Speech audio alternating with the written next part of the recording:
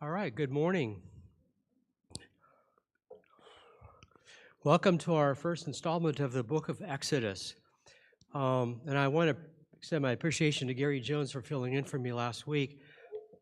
I caught a cold a little over a week ago after going to an organization Christmas party. And so it's been a little over a week. I'm still kind of on the recovery. So I'll try to do my best. But anyway, I really been looking forward to studying Exodus. You may recall that those of you regularly go in the auditorium class, you may recall that we did Genesis last year from December to February. And so now this is the follow-on to that. We're going to be doing the very next book, doing Exodus. And almost as soon as I finished Exodus last February, I already had my eyes set on doing Exodus, and I was really excited. I really enjoy doing these Old Testament books, and I hope that you'll enjoy discovering these books with me. And I think this will be quite an adventure. And my three main goals today is really more of an introduction. I don't know if we're actually going to get to chapter 1. From this day on, we have about 12 weeks, 13 weeks altogether. Last week was our first week.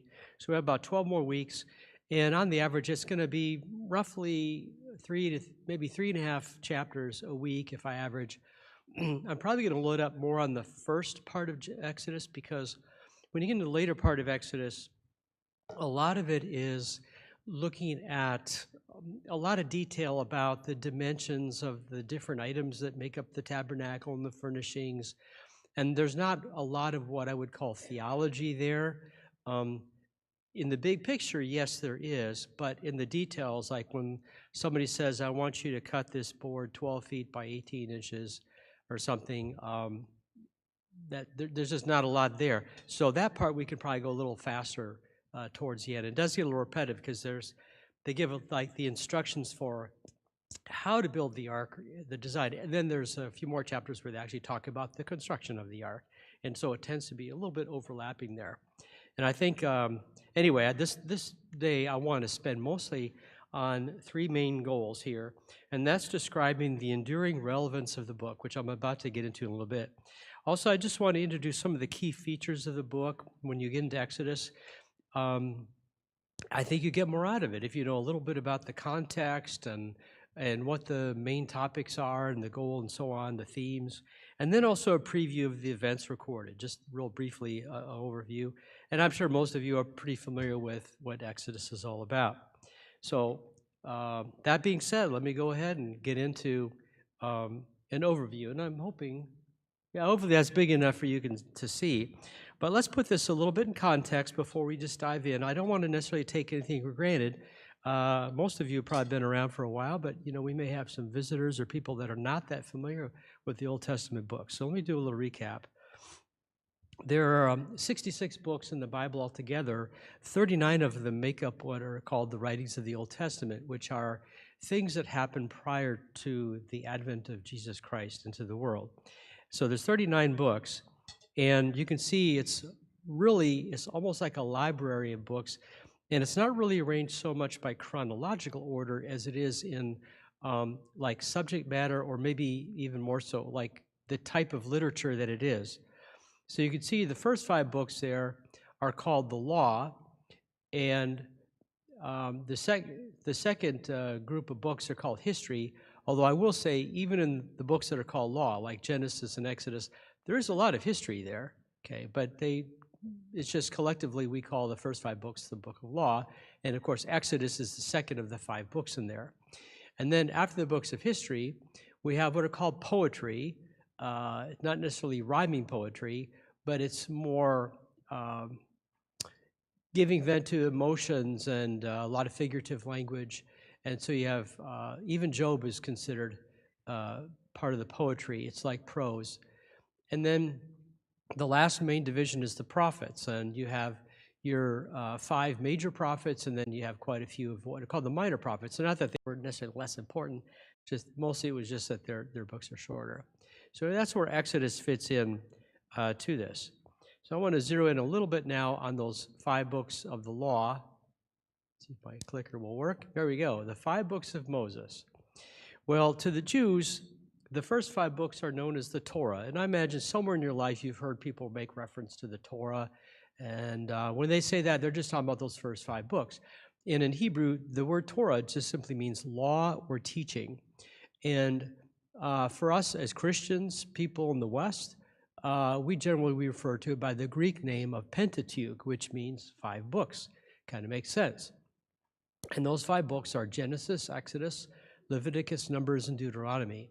According to the last schedule that I saw from Scott, because he's putting together the schedule of all the classes, I know we'll finish up Exodus at the end of February, and then what I saw, he was going to put Leviticus, Numbers, and Deuteronomy all together in one class, because I think those are shorter books, and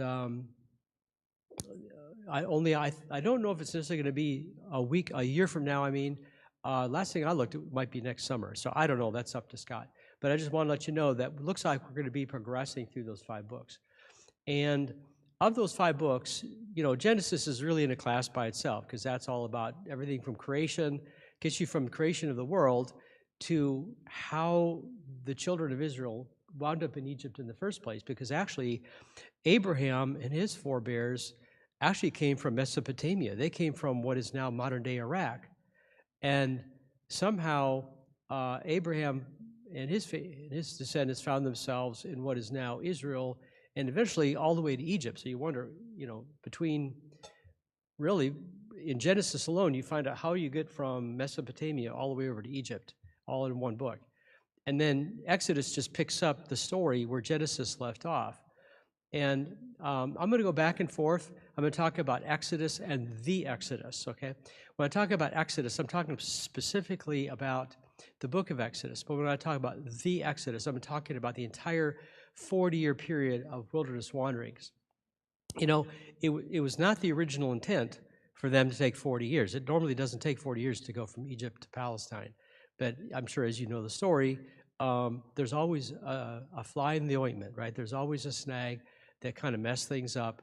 And so the trip took way longer than it was really meant to be. And so, anyway, just to make that clear to you. So, I would say, of all the books of the Old Testament, I definitely say Genesis and Exodus, in my opinion, are, they really stand taller maybe than the other books. To me, they're like the most vital books. And I think you could even make the case that the book of Exodus might be the single most important book in the Old Testament. And I'll explain why. Like I said, Genesis begins with creation, and it simply sets the stage for Exodus. It sets the stage for this idea that there's going to be a special nation, a holy nation that God set apart with a very unique and special responsibility to take his will to the rest of the world, to provide a suitable receptacle for someday for the Savior of the world to come in the world and save all mankind. And of course, this is the month of December where we're celebrating Christmas, and really it was getting, even though we don't really know when Jesus was born, but I mean, we celebrated this month, and really Genesis gets us ready for Exodus, but Exodus is really, there's so much to it. That's where God really, really reveals himself to all his people. It gives a law for them to live by. The Jews go from being just a family of a few dozen people to being a mighty nation of around 2 million people. And really, if you think about it, the book of Genesis really kind of points us to Exodus, and pretty much most of the Old Testament books after Exodus really point back to what happened in Exodus. Everything is built or founded on the events of Exodus. There's so many references in the prophets and history and the Psalms to the great events and the deliverance of Exodus. So I think you can make the case that maybe that's the single most important book. So I try to come up with, in what ways is Exodus enduring? Why would I, as an American living in the 21st century, care what happened to this couple million people living in Egypt maybe 3,400 years ago? how does that affect my life today? What, but you know that people are still talking about Exodus. People are still talking about the Jews and the Jewish nation and so on. And I could go on and on. But I've identified 4 areas. There's history, government, politics, and law.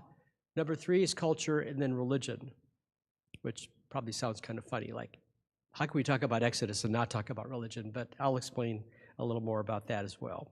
So let's go step by step, and we'll just see how far we get today. But this has really been on my heart, why I think Exodus is so important. And I hope you don't mind that I'm going into a little bit of background, because I just feel like, I guess I want to help to get you excited, as I am, about this book. And I think that sometimes you get more out of something when you're well prepared for it. It's one of those laws of learning that you're going to learn, get more out of it when you're prepared for it. So let me talk about history. Exodus records the establishment of the Israelites as a nation. That right there, that's a major historical event, because the Jews are still relevant today, right? They haven't disappeared on the world stage a couple thousand years ago. They're in the headlines every day, right? If you follow the news, I read a lot of news, follow a lot of it, and you just can't escape it. And if you think about it, what's going on right now in the world still has its roots in what we read in Exodus, so it's very relevant. If you think about it, think about the Jewish people. No other people can trace their history as far back as Israel. There are some civilizations that go back a ways, like China and some others, but as far as like really tracing it back to a continuous line where you actually know generation by generation of people, I don't think there's any people on the face of the earth that are around today that were around over 3,000 years ago. Yeah, there's people living in Egypt, but they're not the same people that were there 3,000 years ago, right? Same thing with China and all these others. They're not the same people. But the Jews can trace it back all the way. Likewise, Exodus also records God's promise of a specific land to be allocated to them. Again, I think probably no other people are so closely identified with a particular land area than the Jewish nation. I mean, I can't think of any other civilization where it is so ingrained in them about a specific piece of land that they could actually claim that, God allotted us that piece of land. So again, the fact that they have a continuous line that goes back thousands of years, a specific land promise, and the ongoing conflict between the modern state of Israel and its neighbors really has its roots back to events recorded in the book of Genesis nearly 3,500 years ago. So you can't escape the relevance of Genesis. And this is something I think is interesting too. Our American founders saw many parallels between themselves and the Israelites of the Exodus. For the Israelites, the Passover and their subsequent deliverance from slavery, and then their eventual emergence as a nation, is kind of comparable to our Independence Day. And as many of you are aware, I'm sure, that this coming July, our country is going to celebrate its 250th anniversary, where we declared our independence from what we perceived as being tyranny. And it's really going to be, I'm sure it's going to be a big deal, a quarter of a millennium. And I'm going to go a little personal here. Just curious, how many of you graduated from high school in 1976? Anybody here? You did? That's fantastic. Do you remember, that was so cool to be, I was in the class of 76, that was the bicentennial year, and I remember, those of you that were around back then, you may remember, I remember on the water towers they would paint the bicentennial symbol. Does anybody remember that? Bicentennial, there was the star or something. I don't see any nods, but maybe you remember. And Jimmy Carter was our president, and that was a big year. And so this coming August, I'm going to be going to my 50th high school reunion. So, I mean, that was pretty cool. In 1976, I turned 18. I was able to vote. And back then, I was able to drink, which was exciting as a new teenager. And things have changed. It was our bicentennial year. I was getting ready to go into the Army. It was just a really big year for me. And so for years, I've been looking forward to the day when I get to go to my 50th high school reunion. I made it this long, been able to survive, because, some of my classmates haven't. But anyway, it's just neat that my graduation also coincided with our nation's bicentennial. And now I'm looking forward to the 250th year. In fact, Ting and I, I'm probably more excited about it than she is. I'm just naturally, I've always been interested in history, geography, and politics. But this spring, I'd like to plan a kind of American heritage trip, maybe going out to Virginia and seeing some of the historic sites out there, and also maybe Maryland, Washington, D.C. So we'll see how that shakes out. But anyway, the reason I mention this is because I'm about to describe how Exodus, not just relevant to Christians, but just as an American, there are themes in Exodus that ought to prick your heart, that ought to mean something to you. So I'm going to get into the next thing is government, politics, and law. First of all, the ancient Israelites introduced the concept of a consistent body of laws whose ultimate authority was God himself. If you think about the pagan laws of that day, they either didn't have written laws or it was very capricious. It was kind of like it was whatever, what was wrong and whatever penalty you paid was really at the whim of whoever was in charge, whoever had the authority or the might to institute it. And not only that, but sometimes there were some very cruel, barbarous punishments and torture. And, by maybe modern standards, you might think, well, even the Old Testament law, the Jewish laws in Exodus, seem a bit harsh maybe, or some of them are pretty strict. That was a breath of fresh air, I think, compared to people that were living back then. And you have to remember that, God was preparing a nation to be a holy vessel. And even as strict as it was, you saw that very often people didn't live up to it anyway. But anyway, they had a consistent bodies of law, and God was the authority, not man. And also, they were impartial. There was no bias. The same law applied for everybody. It didn't matter whether you were rich or poor, a ruler or not.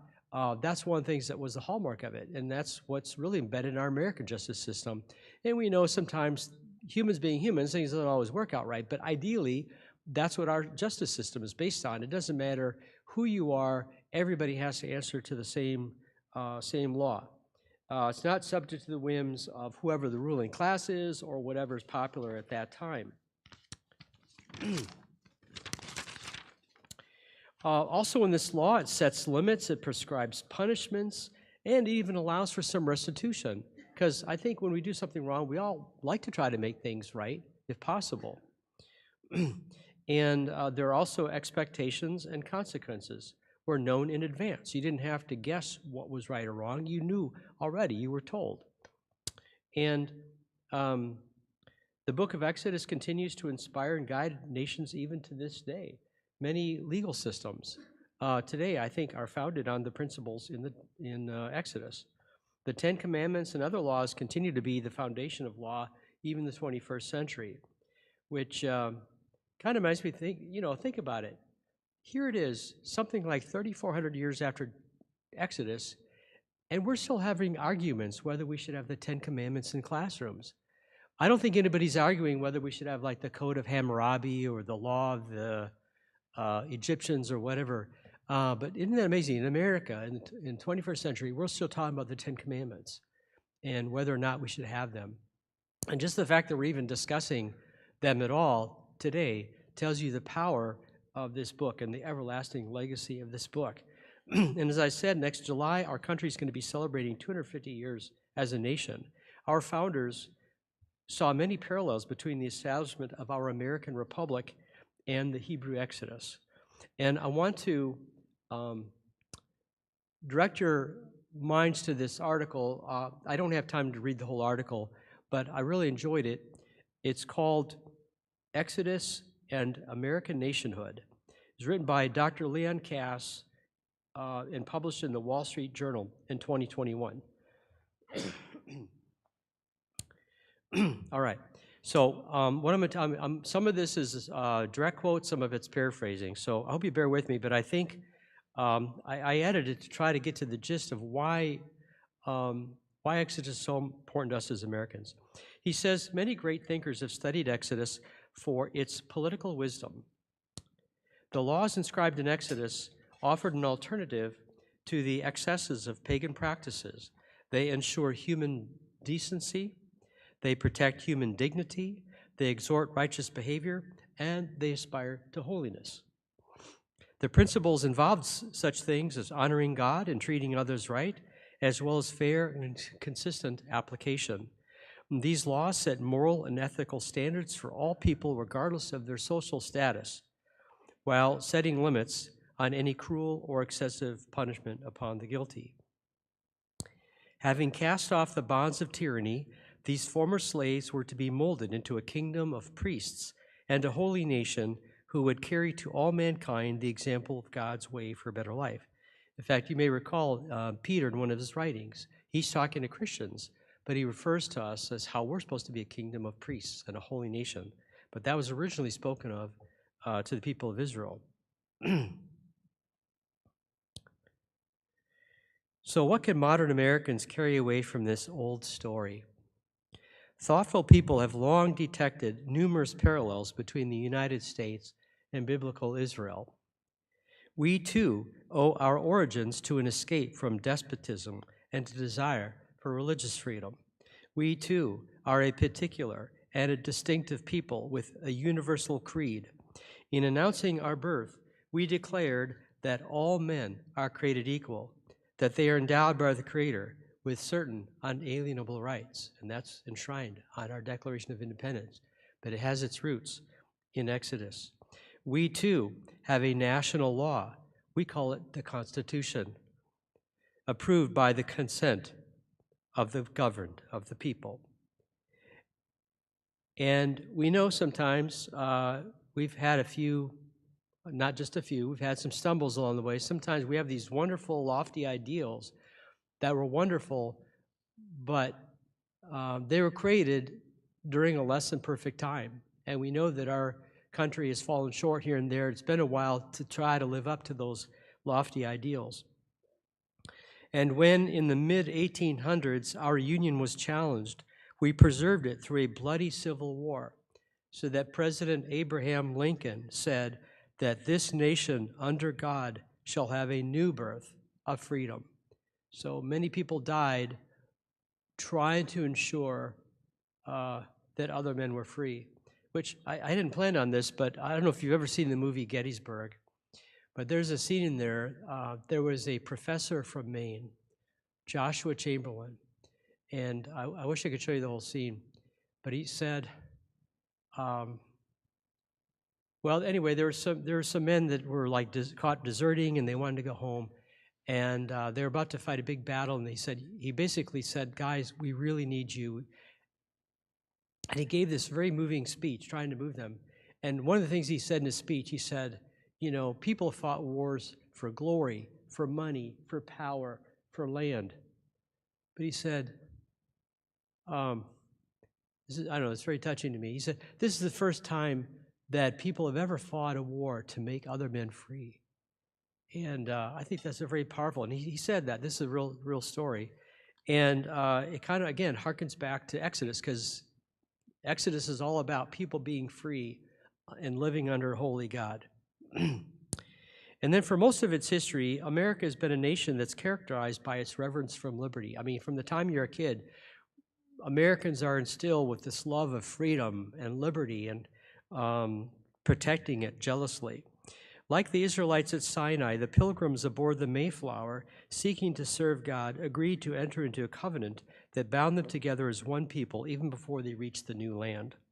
The U.S. Constitution takes a stand in support of faith. Our most fundamental right, enshrined in the First Amendment, protects the free exercise of one's religion. In describing Americans, you may have heard there was a French diplomat and historian named Alexis de Tocqueville that traveled through America, I think it was in the 1830s, and he was making observations of American culture.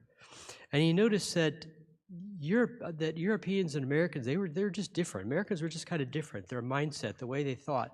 And From what I remember, he seemed to admire Americans and was very interested in our culture. And Alexis de Tocqueville celebrated our mutually reinforcing spirit of liberty and our spirit of religion. President Lincoln once called us an almost chosen people. And Herman Melville, you know the author who wrote Moby Dick? Herman Melville compared us to the Israelites by writing, "We Americans are the peculiar chosen people, the Israel of our time. We bear the ark of the liberties of the world." And like Israel of old, we too have failed to live up to our creed. About 6 decades ago, Martin Luther King Jr., like an ancient Hebrew prophet, summoned us to return to our ideals of liberty and justice for all. And he appealed explicitly to our founding creed and the brotherhood of man under a just God. Again, these are principles that are rooted in the book of Exodus. The principles of Exodus are still relevant to America, is what this author wrote. He said, with most Western nations struggling to articulate what they even stand for, we can ill afford to neglect sources of wisdom about human affairs. We 21st century Americans have much to learn from the book of Exodus. As Rousseau argued 250 years ago, Rousseau, in case you haven't heard of it, he's a kind of a French political philosopher, basically. He argued 250 years ago that this timeless book remains an indispensable resource for thinking about community, freedom and law, justice and holiness, and the meaning and purpose of our existence. It deserves and rewards our most serious attention. Now, I know that was kind of long. It was the whole article is even longer, but I just don't think I could say it any better than he did. How important Exodus is to us today, not just as Christians, but even as an American today, and we can learn from it. All right, item number 3 on its enduring relevance is how is the book of Exodus touched on our culture? Well, first of all, it's a great story. I mean, even if Exodus was a myth or maybe it was a legend that was just based on some facts kind of loosely, even so, it's an epic, epic story, and it hasn't gone out of style, and people still are writing books about it. They're making movies about it. It's still very interested, and I'll go through each of these a little bit. Even baby names. Do you know? You may remember in the Genesis class last year. I took a little time just to talk about. Think of all the baby names we have today, all over the world. Parents are still naming their babies names that you read about in Genesis. There's also baby names in Exodus. And also, obviously, it affects some of the world's great religions, but I'll get into that in a little bit.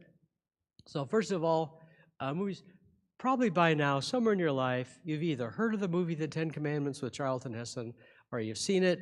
I noticed on TV, usually it's real popular around Easter time. They like to show it on TV. Came out in 1956, pretty good visual effects. And the next one I've only seen recently is Exodus, Gods and Kings. Now that one, I gotta warn you, I don't know if you've seen one. That was very, very loosely based on Exodus. There are some things I don't really care for about the movie, but I wouldn't say it's maybe worth a watch. I will say that when they show the plagues, they do a pretty good job giving you an idea of just how bad the plagues were, what that might have looked like, and also gives you a little idea of maybe just all these different movies. They all kind of give you a different perspective of what life in ancient Egypt may have been like, and maybe how some of these things may have looked and turned out. So there may be some value in it. And then here's one of my favorites too is the Bible miniseries. Came out in 2013, and episode number 2 was about Moses and the Exodus, and this is just the picture of the actor who played Moses in that movie. Now this one I have not seen. It's called Testament. It's called Testament, the Story of Moses. Came out in 2024. It's a TV series on Netflix, and I don't get Netflix. So maybe you've seen it or heard it. But if you get Netflix, maybe check it out, and I'd like to hear what you think about it. if it was valuable to you. Now, here's one. Here's a kids' movie called The Prince of Egypt. Our children have seen this, and I just watched it again recently, and it's actually very good. It's actually it's got a lot of great voice talent, and it's got some really good music in it. Now, I will say that on all these movies that you watch, whether animated or not, they all take some artistic license, and I guess that's just the way it is. When you're a storyteller and this is the medium you're going to use, sometimes there's certain things you leave out, or you maybe blend characters and things like that. So it's not 100%, but again, it's pretty good. And I always like to enjoy how they show the 10th plague, how they show that. Sometimes it can be very eerie or very creepy how they show it. Also, I like to see how they show the parting of the Red Sea. And when we get to that part in our class, I'm really looking forward to it. That's exciting. All right. So anyway, that was the Prince of Egypt. And any of you ever heard of VeggieTales? Can I see a show of hands if you ever heard of VeggieTales? Okay. If you're older, you probably showed them to your children or grandchildren. We're still showing them to our grandchildren now, and we showed them to our kids. But yeah, here it is. You got vegetables acting out. And if you know the kind of the way VeggieTales are set up, they're very loosely based on the Bible story. They tell the basic story and kind of the morals from it, but they do it in a very creative way. So there's two. This one is called The Story of Moses, Babysitter in Denial. Okay, so who can resist a good pun? So, and then you can probably figure out this one. This is a Western theme. And I think is it Larry the Cucumber? Yeah, and then Bob the Tomato. So this one is called Mo and the Big Exit. Mo and the Big Exit. So they're very creative, how they come up. So I have never watched it, so I don't know, but I'm guessing that he's like a cowboy or something, and he finally gets out of town or something. So I'm sure there's others. These are the ones that I'm aware of. So I'm just giving you all the ways that our culture's been affected. Now, even this, there's a movie that came out in 1960 called just Exodus. However, this one is about the establishment of the modern state of Israel. But again, because the Jewish people were scattered all over Europe and other places, it's about them returning back to the modern state of Israel in the 1940s in the wake of World War II. In addition to that, there's all kinds of documentaries and so forth on the History Channel, National Geographic. Some of them I've seen, although, to be honest, I kind of don't agree with their findings, but it doesn't hurt to hear different point of views. People discuss, like, when was the Exodus? Where was the route of the Exodus? Where was Mount Sinai? And you hear a lot of different opinions on that. And probably knowing the details on that isn't so important as at least believing that it happened and getting the truth from that, not necessarily pinning down the details. But like I said, there's all kinds of books and commentaries written. There's probably, hundreds of commentaries and books written about the Exodus. But I put these two in particular because the bulk of my preparation is coming from James Kaufman's commentaries on Exodus. And I used them a lot for Genesis. I used them for Revelation. I think of all the commentators, I feel like he really has insights that other people don't have. And I feel like especially when you get to those hard to understand passages, he comes up with really, maybe the most reasonable or plausible explanations as to what's happening there. Also, the book on the right, if you don't have this, I would suggest borrowing it or reading it. It's called The Exodus Case. It was written by a Swedish doctor who did a lot of research in the Middle East. And it's really fascinating. Now, some people dispute his findings, but I've been reading it, and he comes up with some really interesting archaeological evidence and scriptural evidence to show where the route of the Exodus was, where the crossing of the Red Sea was, where the actual Mount Sinai is. Anyway, it's just this really interesting book. That's just a sample of some of the books out there. And I'm sure there's plenty of novels that are written about it. There's countless children's storybooks about it. And then I mentioned about baby names, right? Well, there may be more. If you find any more, let me know. But these are the ones that I could think of, is Moses itself. There are still kids being named Moses in the world. And the Hebrew word is Moshe.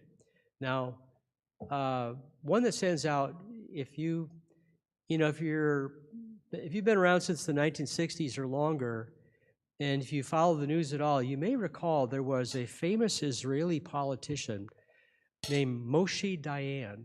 And I still remember he had a black patch over one of his eyes. He was like a general or something in the Israeli army, and he lost his eye. But I still remember as a kid watching news, and they talked about Moshe Dayan, which means Moses. Also Aaron.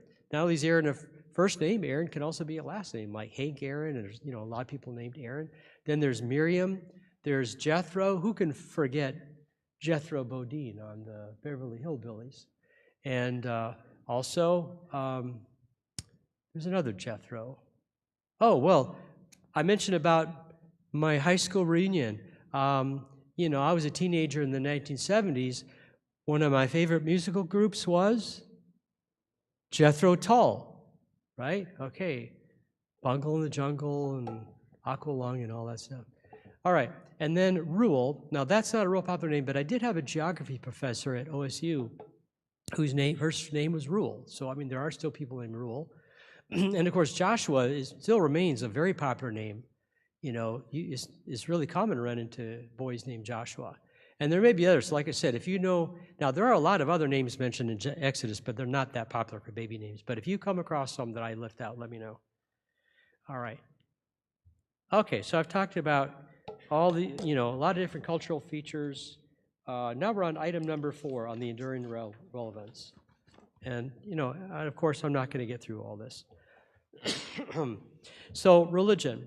Although Exodus is valuable for its study of history and its social code, to Christians, it's also valuable for the way it foreshadows what Jesus accomplished by dying on the cross.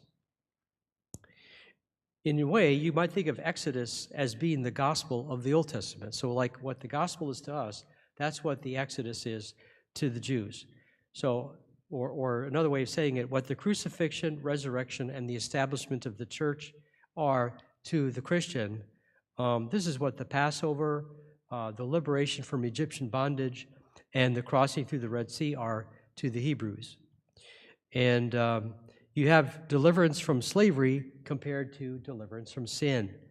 You have the Passover lamb of Exodus 12 compared to the Lamb of God who takes away the sin of the world. Exodus looms very large over the rest of the Old Testament. As I said already, it's referred to over and over again. The events of Exodus are referred to so many times throughout Old Testament. In fact, not just Old Testament, there are also many New Testament references. I hope you can read that. From where I am, it's a little bit hard. But there are many New Testament references to Exodus. Burton Kaufman, in the introduction to his commentary, he says that Exodus is quoted or referred to in practically all of the New Testament books. Moses is mentioned 77 times in the New Testament. Every commandment in the Decalogue, the 10 Commandments, is mentioned, every one of them. Most of the experiences in the wilderness were used by the New Testament writers as examples to us. Exodus, in fact, is a perpetual source book for containing the very roots of Christianity. From Matthew to Revelation, one is never very far from the long shadow of Exodus. Every New Testament mention of the Sabbath is a reference to Exodus, and the rules and regulations laid down in it are visible in the crucifixion drama itself.